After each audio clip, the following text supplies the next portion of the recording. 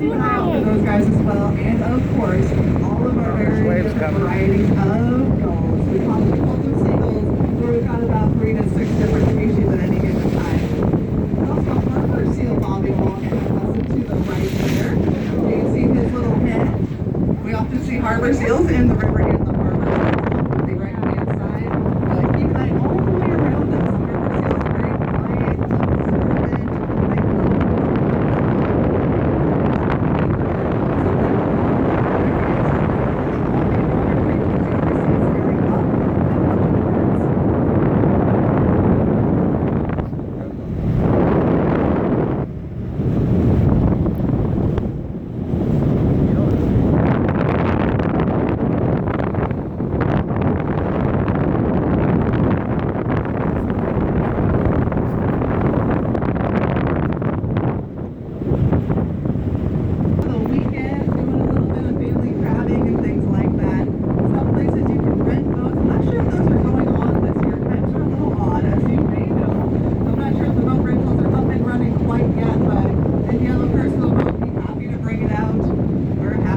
Everybody around enjoying all of the resources we have here.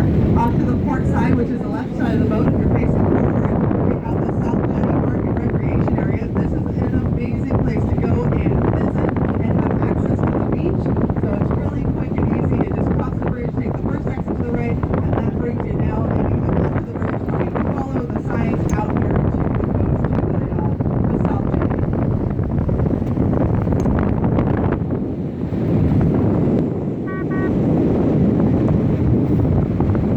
Now, the jetties that I'm talking about are these rock walls that are on either side of us here. And these jetties extend the river out into the ocean.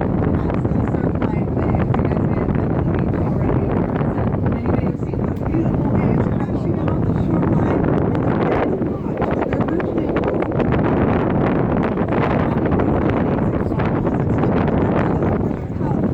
bypass that area and be able to just drive right out into the ocean.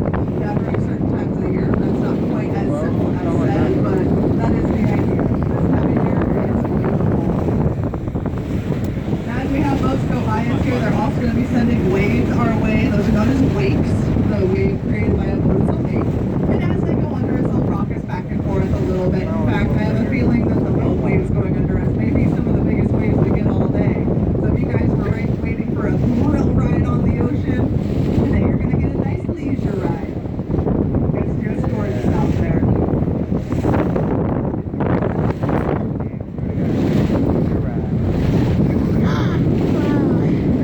I'm just seeing so many sea lions. You see him? Yeah. Look, there's one over there. Sticking its little head up.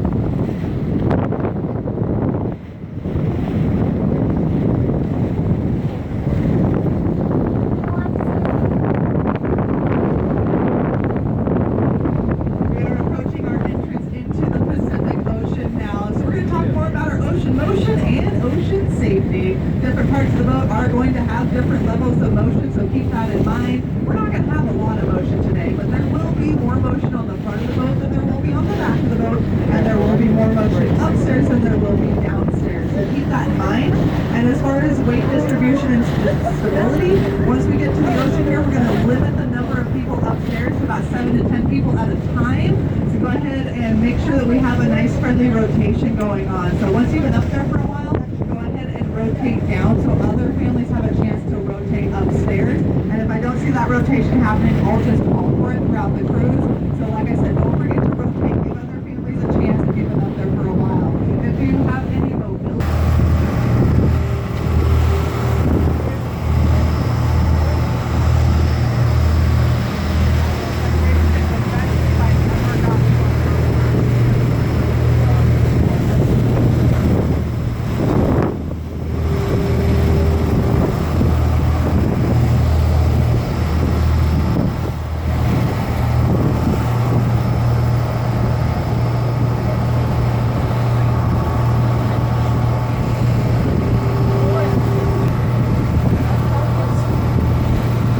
some of those brown pelicans you were talking about earlier.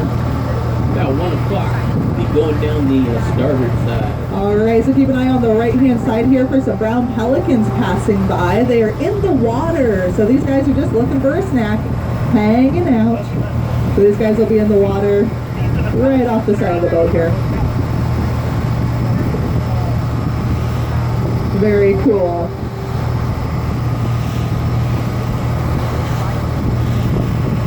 Now, brown pelicans are one of the least common of the birds we see regularly along the cruise. They don't live here year-round. They mostly come here during the summer months, and then they migrate during the winter down to the warmer waters because pelicans are actually fairly susceptible to hypothermia and frostbite. They don't do well in really cold weather. Even though we don't have super cold weather, they'd still rather spend their summers in California, or their winters in California, and their summers up with us. All right, everybody, that was the infamous bar crossing here. So welcome to the mighty Pacific Ocean. You can officially say you've been here. Check in on Facebook or mark it off your bucket list. We're going to make a turn here. I think we're going to head to the north. Those pelicans took off on the right-hand side. They're heading north. Maybe they know something we don't, so we're going to follow them that way.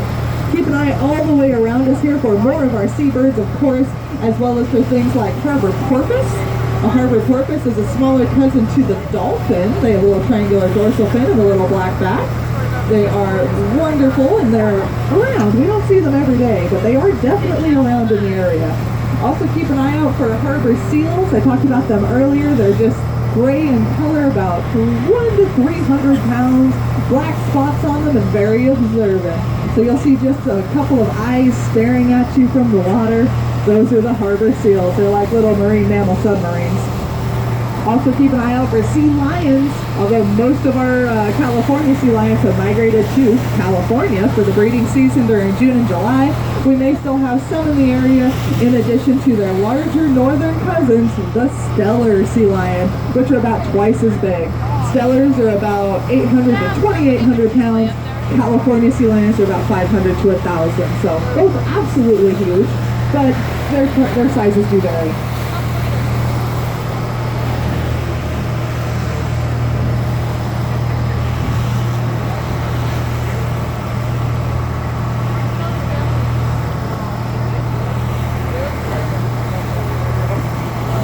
Of course, we're also going to be keeping an eye out for our favorite large marine mammal, our whales. So keep an eye out for the blows of whales.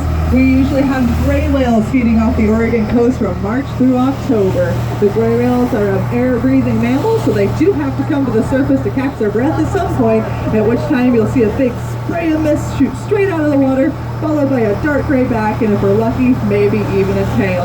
Now, they're not here all the time. Sometimes they wander off into further waters, but they do like to feed right along the coastline here. So we're going to check out some of their favorite snacking spots along the way, on our way up to the Aquina Head Lighthouse.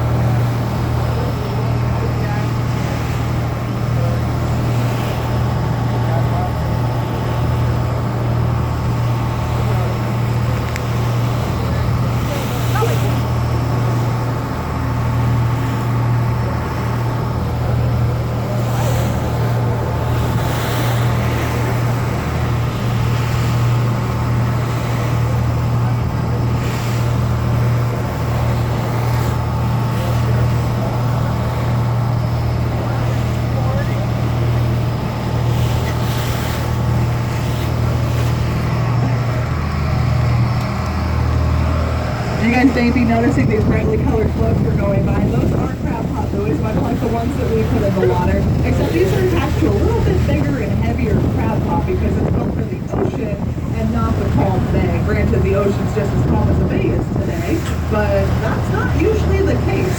The Pacific Ocean is named for being the peaceful ocean, and I don't know who named it, but that must have been a good day, because that is a matter of opinion during most of the year. There's sometimes where the ocean is absolutely impassable, and it doesn't matter what you name it. But today we've got just the calmest ocean of the year. I think it doesn't get much nicer than this. Now I know that these are charter boat crab pots, one because they're all spread out, the different colorations and things like that. And the commercial crab pots one, they're usually a little further out, but also most of the commercial crab fishermen have already switched over to other fisheries.